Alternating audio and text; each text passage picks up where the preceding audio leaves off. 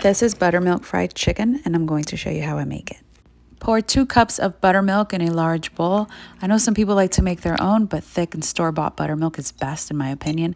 I use 1 tablespoon of kosher salt, spices, 1 tablespoon of pickle juice. You can use hot sauce instead.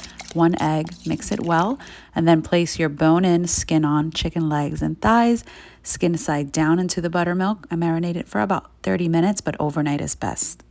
Here I have 2 cups of flour, 1 tablespoon plus 1 teaspoon of kosher salt, spices, 1 tablespoon of cornstarch. I like to place it in a brown paper bag, shake it up well.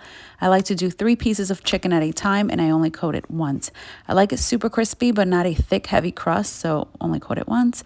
I like to use my hands. I find that tongs slide the breading, but be very careful if you decide to use your hand. Use new oil, don't use old oil. Make sure the oil is at about 350 degrees. Use a candy thermometer. I cook the chicken for about 10 minutes on each side, and it comes out perfectly every single time. Make sure it's cooked to at least 165 degrees. Place it on a wire rack instead of paper towel. Mine was in the sink. Serve with honey mustard and enjoy it.